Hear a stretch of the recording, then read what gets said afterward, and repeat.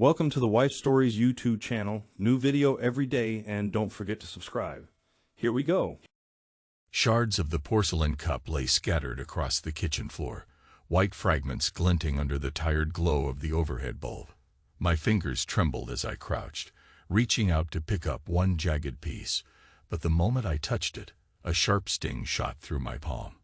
I stood, trying to ignore the pain, and my heartbeat thumped so loud it filled my ears. I felt physically unsteady, as though the ground itself had tilted beneath me. It was late, past midnight. The day's exhaustion roared in my muscles. 10 hours at the garage, then cleaning corridors in the local school until almost midnight.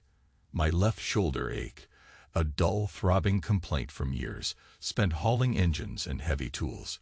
Usually, I'd rinse off the dirt and grease, wolf down whatever leftovers my wife, Christine, might have made, then collapse onto the couch or the bed, depending on how I felt, or if I felt anything at all.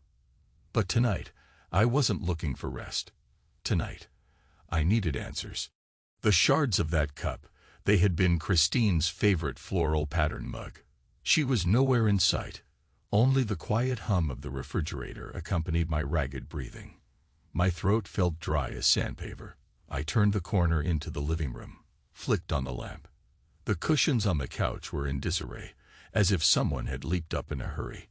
A faint scent of perfume. I recognized Christine's. But there was something else, a trace of cologne I didn't own. My knuckles tightened at my sides. Slowly, carefully, I walked down the hall toward our bedroom.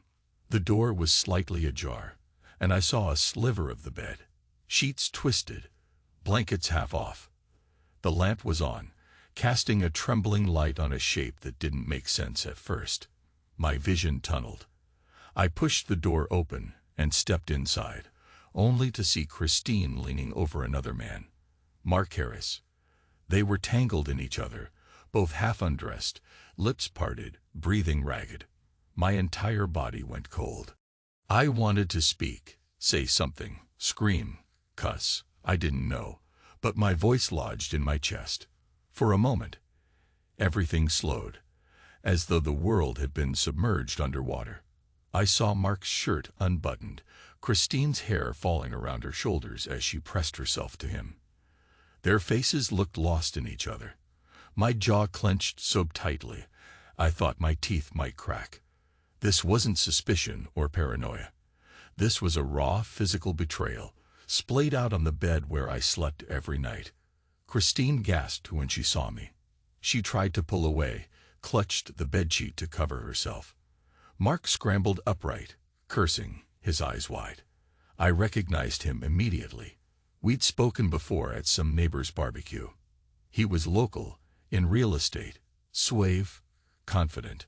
I remembered him telling me, in that condescending tone, about market trends and easy money. I didn't listen closely at the time. Maybe I should have paid more attention to the way he was looking at my wife. I backed out of the doorway, my heart in my throat, like it might choke me. The hallway spun. My shoulder flared in pain, a hot, searing ache that pulsed all the way down my arm. I heard Christine's frantic voice calling my name. Michael, please, wait, just. I couldn't bear to listen. I didn't have the breath or the composure to respond. I managed to make it back to the living room before the pure shock overwhelmed me. I heard the bedroom door slam behind me. Then came the sound of footsteps, bare feet padding quickly on the hardwood floor. A hand grabbed my shoulder, and I spun around, almost knocking Christine sideways. She was wrapped in a thin robe, her hair in wild disarray. The tension in her face was so stark that for an instant, it seemed like she might fall to her knees. But I felt no pity. A pounding, suffocating rage hammered at my chest, though my voice was strangely calm when I finally spoke. What are you doing? The words felt pathetic and insufficient, as though the magnitude of what I'd just witnessed could never be captured by a question that small. She didn't answer. Her eyes darted to the hallway, where Mark lingered. He put his shirt back on, but hadn't buttoned it all the way. Standing there, that smug, guilty expression on his face, he looked as though he might brazen it out, or try to say something clever. A flush crept up his neck, though as he glanced at me, he must have seen the raw fury in my eyes because he stepped back. "Michael," he tried, voice tight. "Man, it's not. Get out," I said, each word shaking with the force of all I was holding back. He hesitated, possibly weighing how to salvage some dignity. Then he nodded slowly, muttered something under his breath, and brushed past me to the door. I listened as he grabbed his shoes from near the couch and left in a hurry. The door clicked shut behind him. Silence filled the room, broken only by Christine's shaking breaths. I stood there, the overhead light buzzing like a dying fly, while the floor felt as though it tilted even more. My body demanded either a fight or a collapse. Instead, I closed my eyes and tried to breathe. My chest felt constricted, pinned beneath an invisible weight. "You broke my cup," Christine said quietly. She sounded absurd, like she had no idea what else to say. The shards were still on the floor. Maybe she dropped it when she heard me come in. "That's what you're worried about?" I asked, my voice harassed. "Your cup." She took a step forward, her face contorted with guilt. "I'm sorry," she whispered. I never meant for this to happen. It just..." "Don't," I warned, my tone sharp. I held up a hand. "Don't say that." And then the anger came, surging in my chest like a violent wave. I clenched my fist, and for a moment I considered slamming it into the wall, just to release the pressure building inside. But I didn't. Instead, I pressed my teeth together, so hard my jaw shook, and stared her in the eyes. She trembled under my gaze. It was a spectacle of confusion. Her robe half open, hair tangled, cheeks wet with tears. She had the nerve to cry. My entire body burned. My shoulder felt like someone had jammed a red-hot needle into it. I said nothing more. I turned away and walked back to the kitchen. The coffee mug shards were underfoot. I stepped around them and reached for the broom in the corner. My hands were trembling so violently, I almost dropped it. She followed me, wincing at the crunch of porcelain under her bare toes. I started sweeping it all up, each scrape of the broom handle an exclamation of my frustration. Christine stood behind me, her arms folded across her chest, eyes downcast. Her lips parted several times, as though she wanted to speak, but she said nothing. That night, I slept on the couch, or rather, I didn't sleep at all. I sat upright, staring at the dark windows, feeling the ache in my shoulder and the deeper, sharper pain in my chest. My mind whirled through 1,000 images. Christine's face the day we got married, her smile, her playful laugh. Then the vision of her on that bed with Mark. The betrayal was so physical, so close, that every time I closed my eyes, I saw them again, skin on skin. It twisted my stomach until I felt nauseous. At some point near dawn, I realized I was still wearing my work clothes, stained with oil and grime. My boots were off, but I hadn't even changed my shirt. My body felt stiff and filthy. I stood up, slowly, and went to wash my face in the bathroom sink. My reflection stared back at me. Lines etched deep into my forehead, eyes underlined with exhaustion. I was only in my early 40s, but the mirror displayed a man much older, weighed down by years of double shifts, and a heartbreak he never saw coming. Christine's quiet presence hovered near the bedroom door. I felt her eyes on my back as I dried my face with a threadbare towel. She still looked disheveled, but she'd dressed in a simple t-shirt and leggings. She was hugging herself, lips pressed tight. I ignored her and turned away. In the moment, I didn't want to see her face, or the tears that might be forming. Part of me wanted an explanation. Another part just wanted to run. The next days passed in a surreal fog. The morning after, I went to the garage as usual, changed engine oil for a line of trucks, installed new spark plugs, replaced worn belts, and forced myself to function as though my life wasn't falling to pieces. Co-workers gave me odd looks, because normally I'd crack a wry grin or share a quick joke, but that day I was silent, my eyes ringed with red. A few times, My shoulder cramped so bad I had to grit my teeth just to finish the job. Every motion reminded me of how I'd worked myself half to death for years.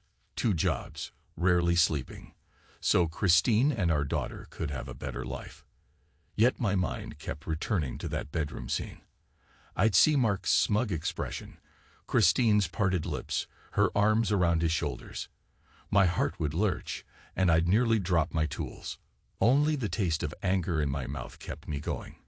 By evening, I was in a daze, heading to the school to clean floors and empty trash bins. While pushing the mop across the hallway tiles, I'd stare at my distorted reflection in the wet surface and ask myself how we got here. When I finally came home, Christine and I barely spoke. She tried once, haltingly, to approach me with an apology. I couldn't bring myself to engage. I'd nod, grunt, or simply turn away. I'd lost the ability to gather my thoughts into words. She started sleeping in the bedroom, and I stuck to the couch. We were 2 strangers in the same house. Then she made a slip of the tongue. A week later, we were in the kitchen together, forced by circumstance to share the same space for once. She was slicing cheese, trying to fill the silence with small talk about the day. I stood by the counter, arms folded. My mind drifted as she spoke, the words washing over me like static. Then she said, "And Mark was so moved he cried when he realized she was getting married." I froze, feeling a sudden, gripping tension in my chest. "Mark," I repeated, swallowing. "Who are you talking about?" Her face went pale. She shook her head quickly. "No, that's not. I just meant you, Michael. You. I was telling my friend how emotional you were, that you were so proud to pay for everything. It was a mistake, a silly slip, but it felt like a crack in the wall I'd been staring at for days." He cried, or I cried. I demanded.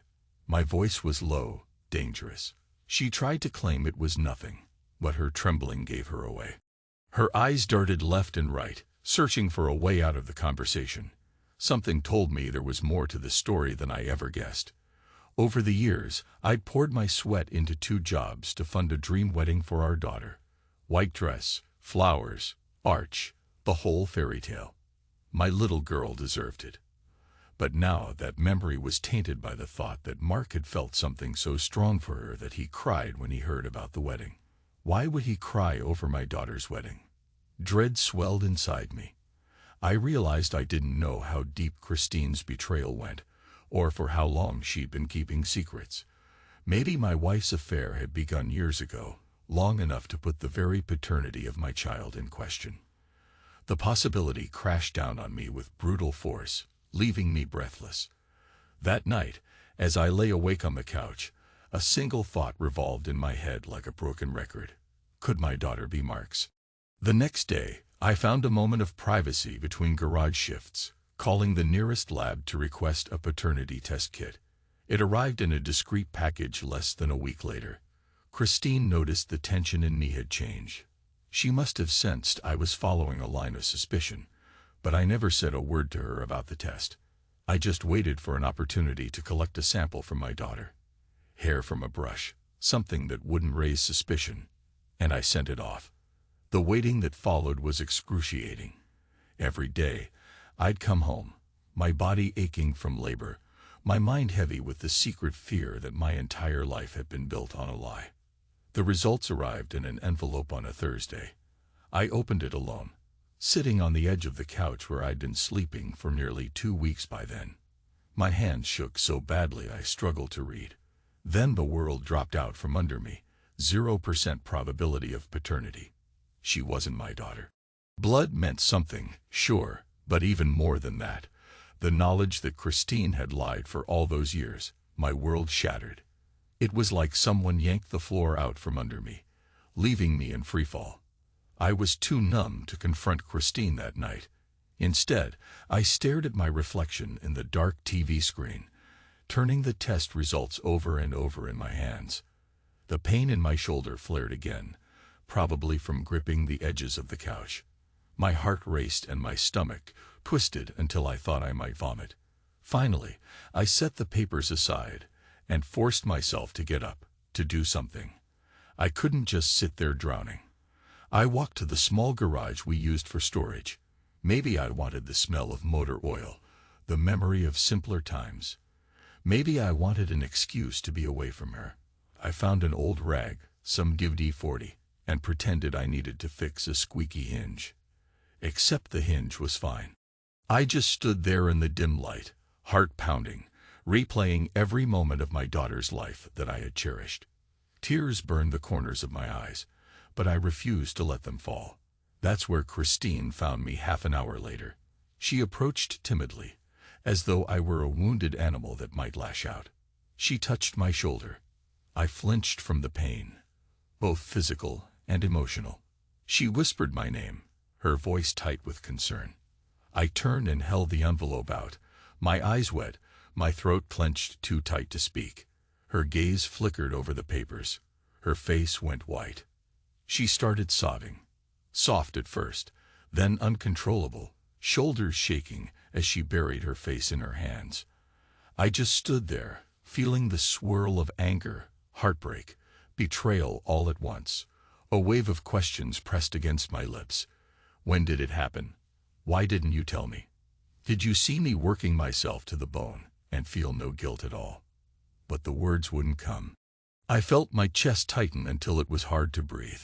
She kept crying. She tried to come near me, place a hand on my arm. I stepped back. My voice, when it finally emerged, sounded strange and hollow.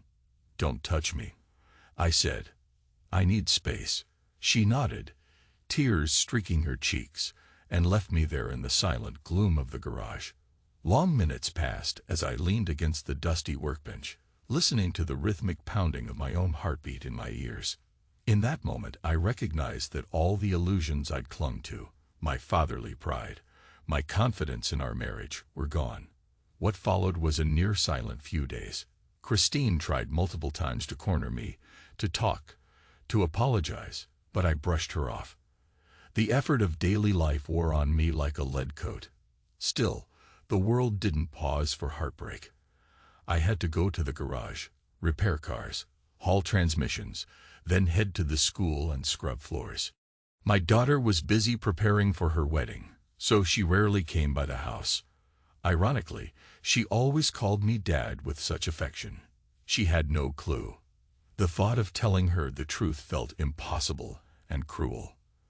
But how could I just continue this charade? Finally, on a Sunday, I asked Christine to sit down at the kitchen table. A small overhead lamp cast a warm light on the worn wood surface. She looked brittle, as if a single harsh word might shatter her. I felt exhaustion in every cell, pain in every muscle. But I had to speak. I inhaled, trying to steady my voice. "I can't keep living like this," I said, meeting her eyes. "I sacrificed everything to give our girl the life she deserved, and you made me believe she was mine. Now," my voice caught, "I don't know who I am in this family anymore." She took a shaky breath. "Michael, please. I've loved you all these years, I swear. It was one mistake. I never thought it would." "Stop," I interrupted. "A mistake doesn't last 18 years, Christine. A mistake doesn't watch me tear myself apart working 2 jobs and keep silent." Tears welled up in her eyes. She struggled to form words, but only strangled sobs came out. I should have felt pity. Instead, I felt an emptiness, a dull ache. My shoulder pulsed with that old familiar hurt, reminding me of all the labor I'd endured. She whispered, "I'm so sorry. You have every right to hate me. But I never wanted to lose you." My next words came slowly, like I had to pry them out. "I don't hate you. I'm just done. I can't keep pretending." We sat there in silence for a long time. For once, she didn't try to fill it with meaningless talk. My mind circled back to Mark. The memory of catching them in our bedroom was burned into my eyes. I wondered if he'd known about the child all along. Or did he only find out recently? My blood simmered. Part of me wanted to track him down, smash his face in. Another part felt too tired to care. Eventually, Christine forced out an admission. Mark was always around, in the background. even years ago. It started when you were working nights, rarely home, and I was lonely. I was stupid. He gave me attention, and I fell into it. Then, I got pregnant. We didn't plan for any of this. But as soon as I saw how happy you were, I was scared to lose you, scared to ruin everything. So I told Mark to stay away. Except recently, he reached out again.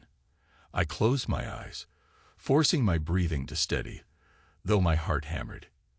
And you invited him back into our bed, I said flatly, while I was at work, while I was making money to pay for the wedding. Her wedding. The bitterness in my voice tasted like poison. She sobbed, burying her face in her hands. I left her there. I couldn't stand another minute at that table. I grabbed my keys and left the house. My hand shook as I drove away, the city lights blurring through my tears. The open road offered no solace, only the knowledge that everything I'd built was a lie. My daughter, someone else's daughter. My wife, capable of the greatest betrayal. My body ached, my spirit battered. I didn't have a plan or a destination. I ended up at a small roadside bar outside of town. The neon sign flickered in the window. Inside, the air was stale with cigarettes and spilled beer. Country music whined from the jukebox. I slumped into a corner booth and ordered whiskey after whiskey. I told the bartender, who gave me a sympathetic look, that I just needed to clear my head. He nodded without prying. The burn of alcohol in my throat was harsh, but it was a kind of pain I welcomed. Anything to distract from the deeper agony. Time blurred. Eventually, I stumbled out of the bar, realizing with a surge of guilt that I was in no shape to drive. My phone buzzed with missed calls from Christine. I ignored them. Instead, I called a taxi and got home well after midnight, reeking of booze and regret. Christine must have heard the door open, but she didn't come out of the bedroom. That was good.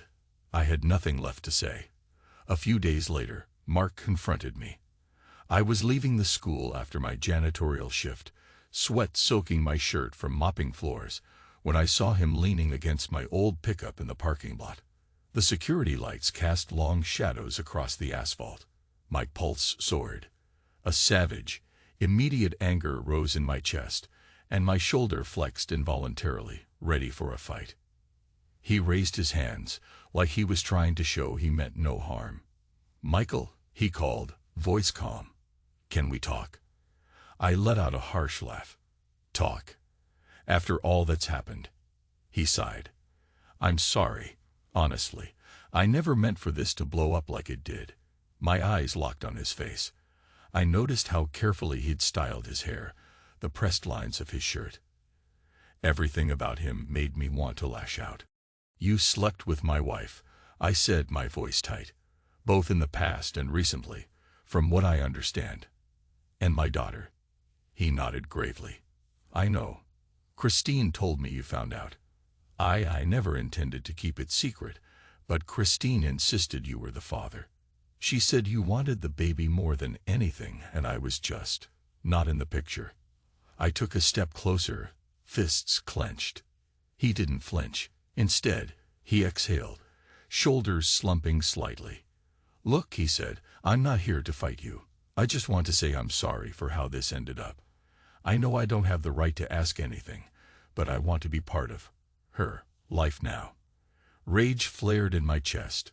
All the sleepless nights, the double shifts, the humiliating realization that I'd been deceived for nearly 2 decades.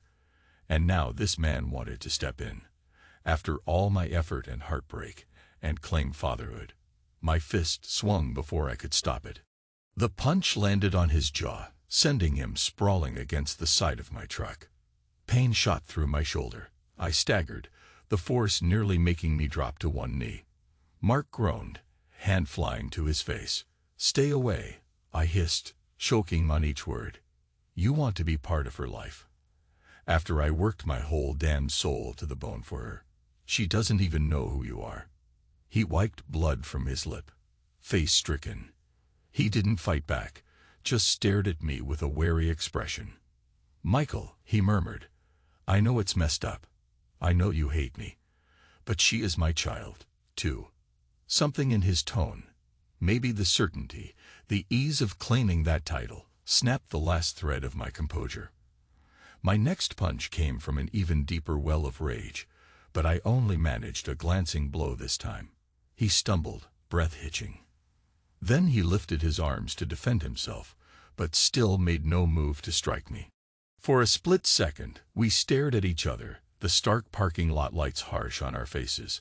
I saw a hint of genuine remorse in his eyes, or maybe that was just my imagination. I heard footsteps approaching. Someone from the school's security. Fear of causing a scene or getting arrested sobered me slightly. My chest heaved. My shoulder screamed in agony. Mark rubbed his jaw, keeping his voice level. "I'll go," he said quietly. "But this isn't finished." I stood there, fists clenched, head pounding, as he turned and left. If I didn't have to worry about losing my job or going to jail, I might have followed him. But something in me deflated, as though all the anger in the world couldn't undo what had already happened. In the days that followed, Christine's and my shared existence became even more stifling. The hush in the house was like a thick blanket over everything. The only reason we hadn't started formal divorce proceedings was the upcoming wedding. My daughter's big day was around the corner, and I, still reeling from the heartbreak, didn't want to ruin it for her. She was innocent in all this, no matter whose blood ran in her veins. That rational thought kept me from exposing the entire web of lies, though it also tore me apart. Every time she called me Dad, I felt a knife twist in my gut. Christine's guilt manifested in quiet tears, half-spoken apologies, small gestures of cooking dinners, or trying to talk about wedding details. I'd nod or shrug, but inside, I could hardly stand the sight of her. I knew that was cruel, but the wound was still fresh. Finally, the wedding day arrived. It was a beautiful morning, the air crisp, the sun shining. The ceremony was scheduled outdoors at a local botanical garden. White chairs and an arch with fresh roses. Christine bustled around in a pastel dress, making sure everything was in place. My daughter glowed in her white gown, laughter in her eyes. She looked so happy, so radiant, and I felt proud and shattered all at once, because the girl I'd raised, the one I taught to fish by the lake, the one whose first steps I cheered, wasn't mine by blood. Yet she was still, in every other sense, my little girl. I'd never felt such conflicting love and anguish. I wore a jacket I'd sewn by hand, patching old fabric, because I couldn't afford a brand new suit after all the wedding expenses. As I helped my daughter with last-minute details, my hand trembled on the small of her back. My shoulder ached badly. Stress made it worse, a sharp ache radiating down my arm. She noticed the tension in my posture. "Dad," she said softly, "are you okay? You look like you're in pain." I forced a smile, patted her hand. "I'm fine, sweetheart. Just a little tired." She nodded, concern in her eyes, but the wedding coordinator whisked her away for photos. Christine approached, fiddling nervously with a flower in her hair. We locked eyes. Neither of us spoke. Then, with a shaky breath, she whispered, "Thank you for doing this. For her." I swallowed hard, nodding. "I'm doing it for her. Don't confuse that." The ceremony began. Soft music, rows of guests, flower petals scattered on the grass. My daughter walked down the aisle on my arm, just as she'd dreamed, and I felt an almost unbearable swell of emotion. Tears threatened to blur my vision. My steps were unsteady, from both the physical ache and the knowledge that after this day, I might never be her father in the same way again. She smiled up at me, and for that fleeting moment I wanted time to freeze. I wanted to pretend everything was perfect, and that I was a normal father giving his daughter away. But life doesn't freeze. The vows were exchanged. Rings slid onto fingers. Applause erupted. I stood in the backdrop, chest tight, forcing a smile I could barely maintain. Christine dabbed tears from her eyes, 1,000 regrets etched into her face. Somewhere in the crowd, I suspected Mark might be lurking. Did she invite him? That thought gnawed at me. I scanned the faces but didn't see him. Maybe he stayed away. After the reception, after the photos and toasts, I slipped away. I sat on the edge of a fountain near the garden path, my jacket unbuttoned, tie loosened, shoulders hunched in exhaustion. My left arm throbbed so badly I had to grit my teeth. The swirl of wedding festivities continued behind me. Music, laughter, the clink of glasses. But I was in another world entirely, lost in reflection. Christine found me there. She eased down onto the fountain ledge, careful to keep some distance.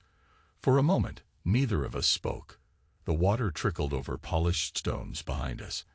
I heard guests chatting, a child's laughter. Finally, I swallowed the lump in my throat and spoke. This is all for her, you know. Everything I'd done, all the hours, the jobs. I wanted to give her the life she deserved. Tears welled in Christine's eyes again. I know, she whispered. I know. I turned my head, meeting her gaze. And now I don't even know who I am. You lied to me, you lied to her, you lied to everyone for years. I can't forgive that. She pressed her lips together, trembling. I understand. Then she reached into her small clutch and pulled out my wedding band. You left this on a nail in the garage last night, she said, voice shaking. I found it. I had just thought maybe you'd want it back. I stared at the ring for a long moment. My first impulse was to take it, but I remembered the scalding feeling it left on my skin in the days after I caught her with Mark. That ring felt like a set of shackles. Finally, I closed her hand around it, curling her fingers inward. Keep it, I said. I'm finished wearing illusions. Christine nodded, tears slipping silently down her cheeks. A wave of something, maybe pity or the last vestige of love, surged through me, but it passed quickly. I rose to my feet, ignoring the pain in my shoulder, and walked away from her into the thinning crowd, some of whom were leaving the reception. My daughter was hugging her new husband, beaming with happiness. The sight brought a hollow sort of joy to my chest. She was happy, and I wanted that for her. I left soon after, not bothering to say more goodbyes. In the weeks that followed, I arranged to move out. Christine tried, once or twice, to talk me out of it, to promise she'd come clean with our daughter about her real father. She pleaded that we could find a path through the pain. But every time I pictured her with Mark, that ache turned into a burning sense of betrayal. I was done. After all the nights I'd spent working myself to the bone, I had nothing left to give. Finally, there came a day when I packed my few personal belongings into my old pickup. A set of worn-out clothes, a toolbox, and some family photos that now felt meaningless. Christine stood in the doorway, eyes red, arms folded tightly as if hugging herself. I stepped out to the driveway, loaded the last box. A slow drizzle dampened everything, a pathetic backdrop. My shoulder throbbed. I guess the stress had made the old injury worse. Still, I lifted the box, grit my teeth, and managed. Christine called my name softly, almost lost in the hush of falling rain. I paused, turned around. She looked heartbreakingly small in the doorway, hair plastered to her forehead. I waited, expecting some last attempt to fix what was irreparable. But all she said was, "I'm sorry." I nodded, blinked back the sting in my eyes, and climbed into the driver's seat. The engine coughed to life. As I backed out of the driveway, the wipers squeaked across the windshield. Rain streamed down the glass, warping my view of her figure until she was just a blurred silhouette. For a while, I stayed with a buddy from the garage. He had a spare room in his trailer, not the most comfortable place, but it was quiet. He didn't pry too much. I told him my marriage was over, that my wife cheated, that the daughter I'd raised wasn't mine. He shook his head in sympathy, handed me a cold beer, and let me be. It was in that trailer, sitting on a worn armchair after another sleepless night, that I realized my anger hadn't dulled. If anything, it had focused, sharpened itself into something cold and determined. I needed some kind of reckoning. Not just emotional closure. I needed to confront Mark again, but not with fists. He wanted to step in and take credit for fatherhood. Fine. Then let him see what being a father actually meant.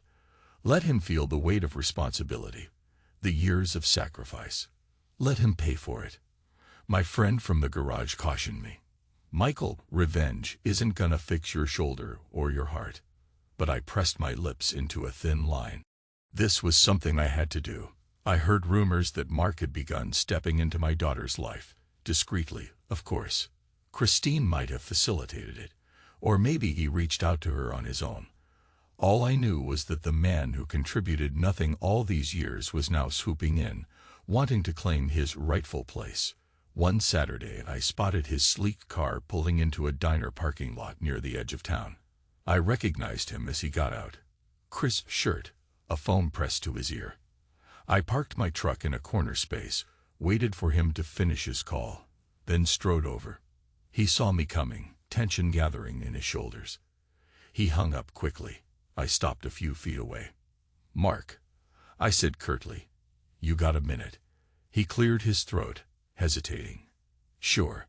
We walked around the side of the diner, near a dumpster, out of earshot from passing customers. The smell of old grease hung in the air. My heart hammered, but I kept my voice low and steady. "You wanted to be a father, right?" I said. "Then I hope you've got deep pockets and a strong back, because I don't plan to let you get away with hiding from the cost of all this." He bristled slightly. "I'm not hiding. If she's mine, I'll do what I need to do." "Oh, she's yours," I said, swallowing the bitterness. "I got the paperwork to prove it. Meanwhile, I spent nearly 2 decades providing for her. I poured my life into giving her every chance I never had. Now you show up like Prince Charming." He exhaled, gaze shifting. "I can't rewrite the past," he said, "but I can be there for her now. That's all I'm trying to do." I nodded slowly. "And your friend Christine, my ex-wife, she okay with that?" Something dark flickered in his eyes. "She's not your wife anymore, is she?" he asked quietly. Anger shot through me, but I kept it in check. I took a step closer. The tension crackled between us, reminiscent of that night in the parking lot. My shoulder twinged in protest, but I ignored it. "Just be warned," I said, voice thick with warning. "If you hurt her, or my daughter, even if she's not my blood, I won't hesitate to finish what I started that night. You understand?" He studied me, perhaps seeing the raw intensity in my eyes. Slowly, he nodded. "I do," he answered. "Look, Michael, I get it. You have every reason to hate me. I deserve your anger. But punishing me can't erase what happened. That's all I'm saying." A savage part of me wanted to strike him again. Another part felt how hollow it all was. My entire life changed irreparably. I turned away, not trusting myself to remain calm. I walked back to my truck, each step weighted by the knowledge that vengeance might not fix anything. Yet I couldn't shake the desire to see him bear the consequences I had borne for so many years. Over the next month, I took steps toward that end. I quietly gathered records of every expense I'd covered for my daughter. Medical bills, tutoring, summer camps, college applications. The total was staggering. I remembered countless nights washing dishes, scrubbing floors, changing oil, all to meet those costs. My friend from the garage knew a lawyer who specialized in family disputes. I set an appointment, brought along my records, the paternity test, everything. My plan was to force Mark's hand in paying me back, maybe not out of greed, but out of principle. Let him see how it felt to handle real responsibility. When I explained the situation to the lawyer, he eyed me with caution. Typically, child support or reimbursements revolve around legal fatherhood. You were on the birth certificate. I nodded once. I was. He sighed. Legally, this is complicated. But you might have a case if you can prove fraud or misrepresentation. The process sounded messy and uncertain, but it stoked the coals of my anger and gave me a sense of direction. Christine had defrauded me. Mark had fathered a child and contributed nothing. I wanted them both to understand the pain they'd inflicted. But as the weeks dragged on, and I dove deeper into the legal complexities, something in me began to erode.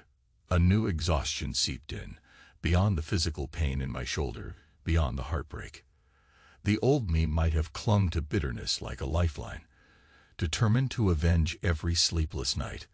But the older me, the one who had lived the actual cost of betrayal, started to see that maybe the best revenge was simply to let go, to free myself from the chains that pinned me to the heartbreak. I found myself in the trailer at night, staring at the ceiling, replaying that quiet moment at my daughter's wedding. The way she looked so happy, how she gazed up at me with trust in her eyes. Blood or not, she thought of me as her dad.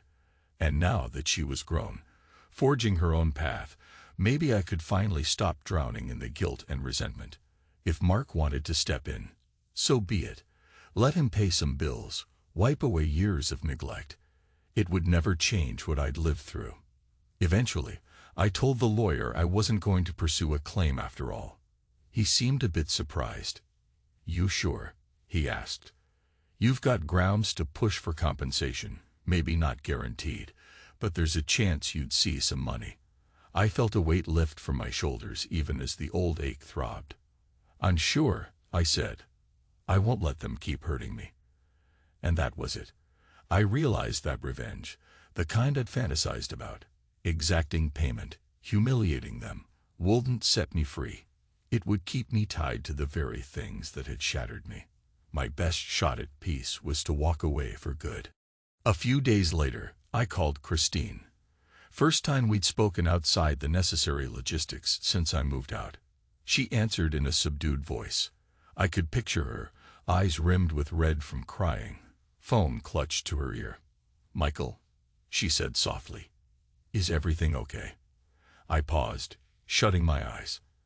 "I'm letting it go," I told her. "All of it. I'm not pressing any legal claims. I won't reveal anything to our daughter unless she asks me directly. But I'm done." She sounded near tears. Thank you," she whispered. "I never wanted to destroy you. You know that, right?" I exhaled. "You did destroy me," I said quietly.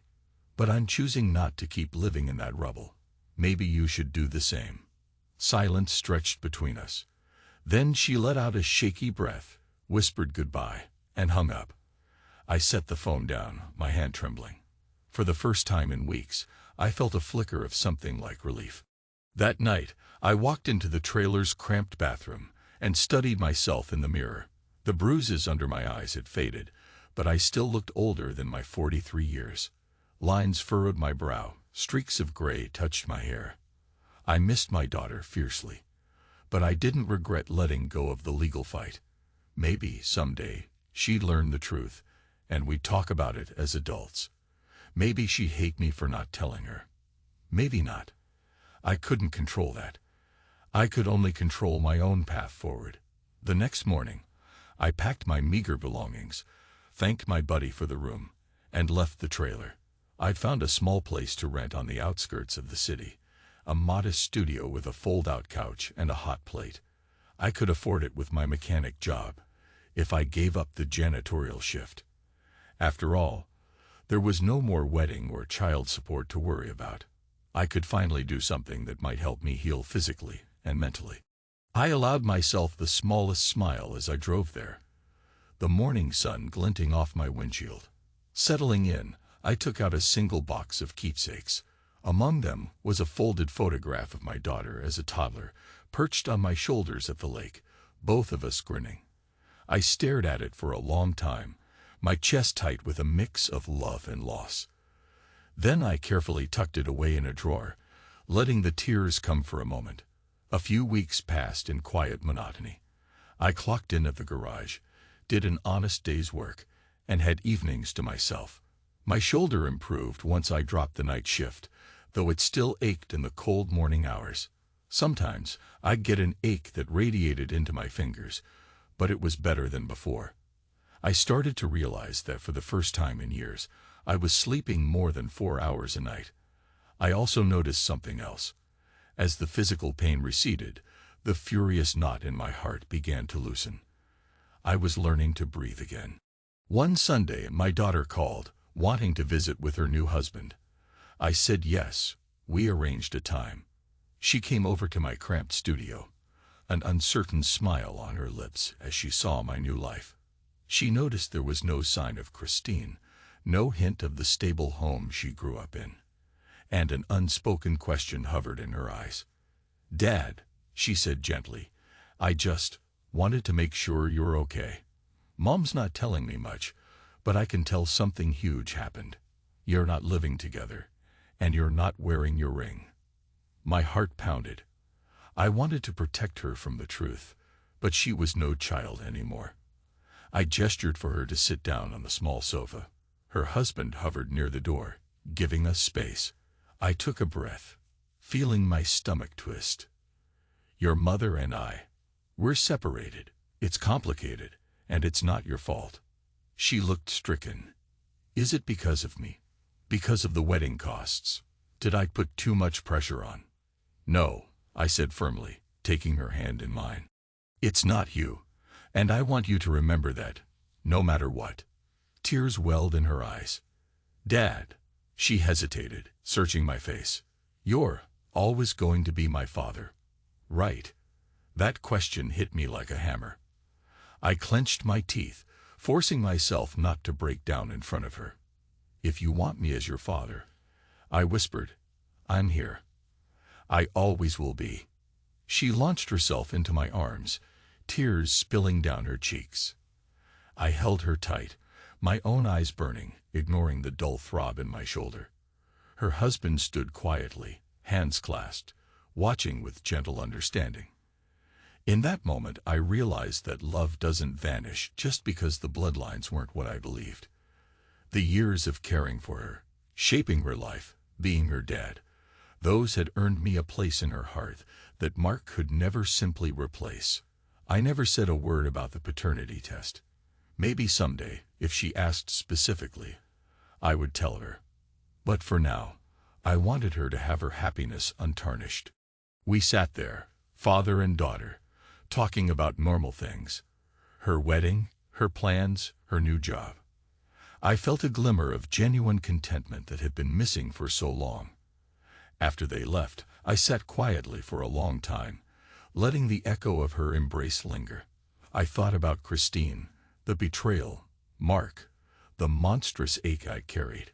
I thought about how revenge had seemed like the only way to erase my pain. But I found a better path, one that led away from bitterness, and let me breathe again. I could keep being the man I wanted to be, not the broken shell they'd left behind. That night, I dug through the box of old tools until I found my ring.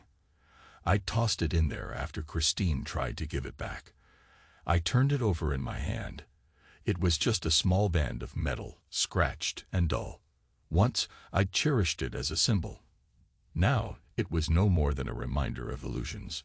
I pushed it onto a rusted nail protruding from a wall stud in my new place, leaving it there like a trophy pinned to a board.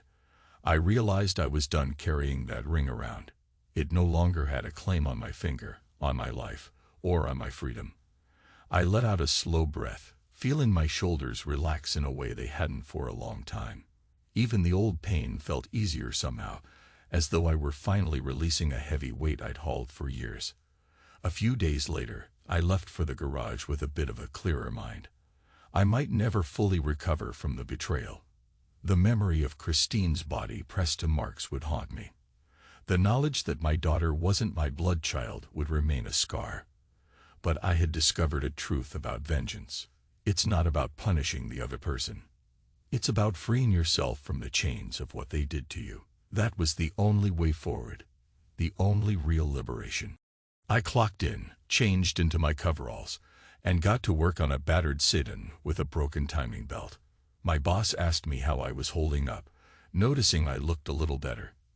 I shrugged and gave a half smile. "I'm done with illusions," I said quietly. "Feels like a start." He nodded thoughtfully, handing me a wrench. "Good to hear, man." And so I slipped back into the rhythm of turning bolts, wiping grease from my knuckles, listening to the mechanical pulse of engines. The world was still the same place, unforgiving, relentless. But I felt something shift inside me. The future stretched ahead, uncertain but mine to shape. I wouldn't waste it chasing revenge. I had survived the worst storm of betrayal, and though the scars ran deep, I was still standing. In the final hush of that day, as the sun sank low and I closed the hood of the sedan, I felt a faint ache in my shoulder. I rubbed it gently, remembering all the times I used to hide that pain. This time, I let out a slow breath and acknowledged it, letting it remind me of the cost I'd paid. I'd carry the scar of Christine's betrayal, but also the lesson that real freedom doesn't come from making them suffer.